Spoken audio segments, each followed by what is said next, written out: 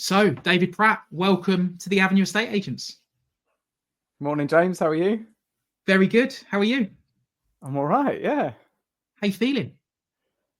I don't know how I'm feeling, to be honest with you. It's a bit of a whirlwind. I feel like I've had a night out and I'm trying to piece it together. It's been a mad few It's days. been a lot.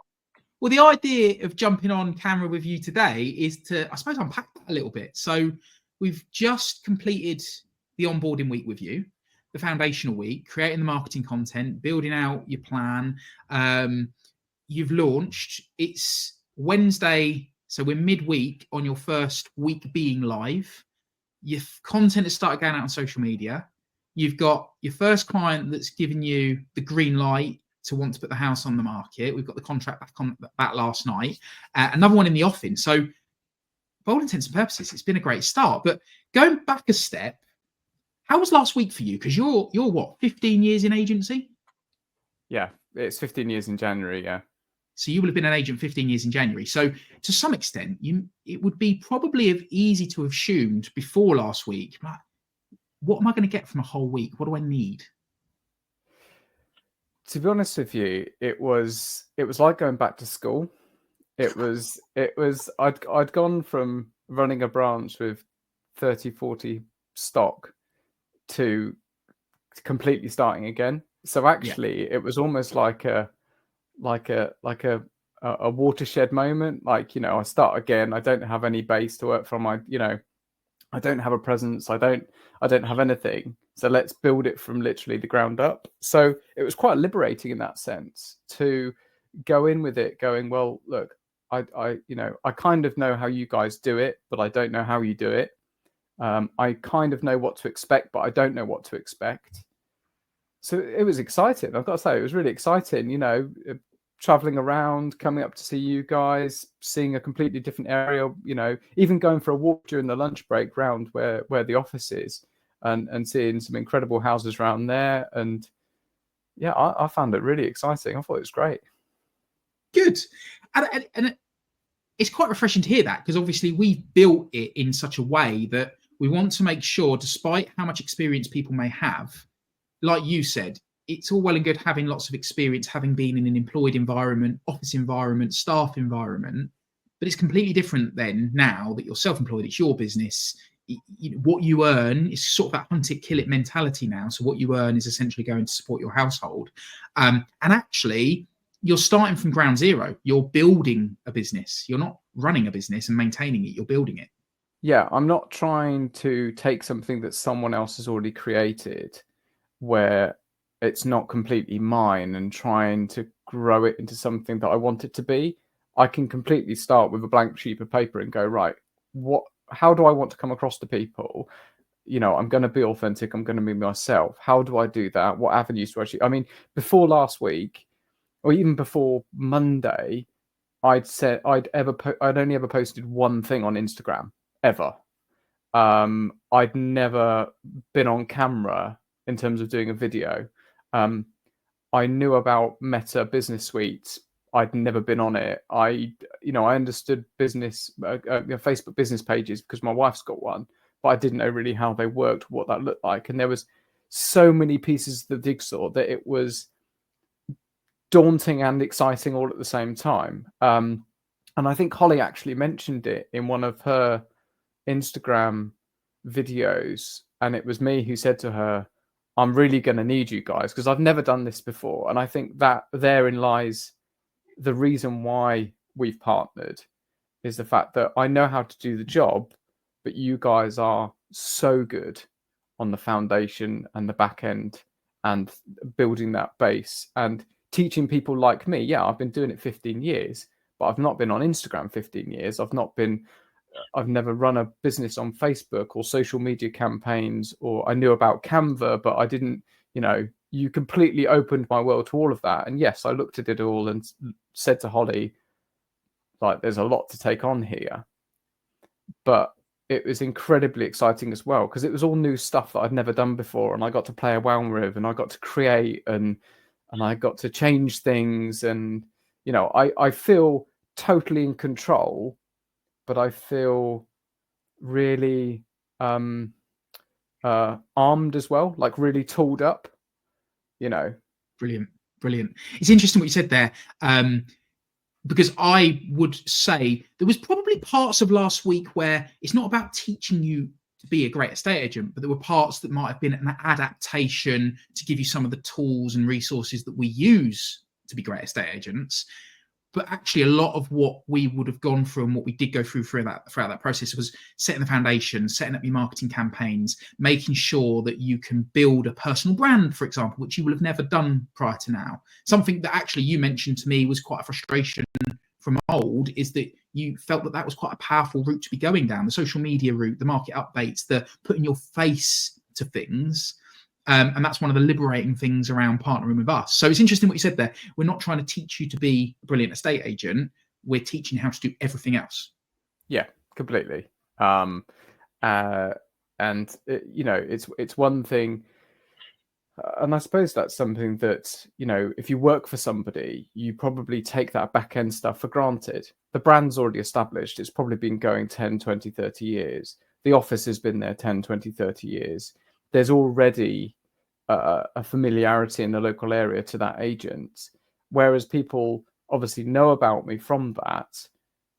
How do I then present myself in completely my own entity and build just as strong a brand as these companies who I've worked for have, and get that familiarity and make that link between, not just David who works for X, but David who is now Y, I love that. So it becomes very much that you're front and center, but you've got the brand behind you, you've got the network behind you, you've got the tools and the resources behind you, but you are front and center. Yeah. So talking about that week that we've just completed, is there any one day, one moment, one thing that we went through with where you were like, it was either like an aha moment or that's so good? I think I tried to do this before in my old job. I call it my old job now. I tried to create touch points with people. So if they rang up to book a valuation, between actually the valuation and me going out to see them, I thought to myself, how many times can I speak or make contact with that person so that before I even see them on that Friday, they already, it's like there's already a relationship there. I'm slightly ahead of everyone else. And understanding that nurture journey of when people book a valuation or book an appointment and what they get in between that point and me actually going out to see them, I think is incredible. And it was so refreshing to see and hear, and because I knew you guys did it, but actually to see what that looks like and how it works. Yeah, it's just like, oh, that's if I could design it, that's exactly how it would be. I think that just the fact that there is a reason behind doing everything. When you run your own business, although you now have lots of time, you actually don't have a lot of time. I don't know if that makes sense or not, but having systems in place that make things quick, a CRM system that makes things quicker, a direct mail system that, you literally exclude stuff or exclude stuff, and then there's stuff that's automated. I think, that harnessing that technology is incredible. Having, access to something like Canva, where, there's so many stock images and so many templates, and, we all know what works, but it's just all there. And, and just having a plan and feel like you're not just sort of shooting in the dark and going, okay, well, what do I do first? You've got these things that you can go, okay, well, if I set that up, that can run. If I set that up, that can run. And then actually you get to give what people want, which is you. So I don't have to spend all day posting on social media or running direct mail campaigns or remembering to send people emails because I booked them a valuation in yesterday. That all happens in the background. It's like I've got a massive team of borrowers sort of doing all that. And that frees me up to actually sit on people's sofas and help them move and give them advice. And, because let's be honest, that's why you become an estate agent. You don't become an estate agent because you're really interested in computers, technology, and systems. You're really interested because you want to get out there and see property and meet people. Yeah, the two key things that people love about being estate agents. Why the area that you're in then? Because you're What, in in South Oxfordshire? Oxfordshire, you're in Wallingford. Yeah. Why have you launched your business there? It's where I grew up. It's home, right?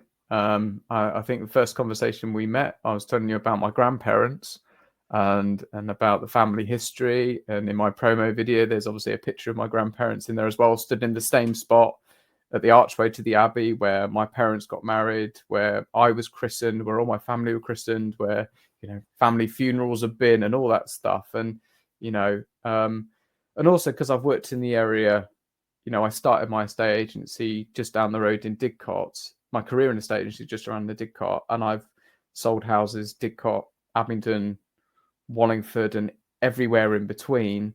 That it just made complete sense. And actually, going from working for somebody in the town to now working for myself in the town, I don't have to reintroduce myself.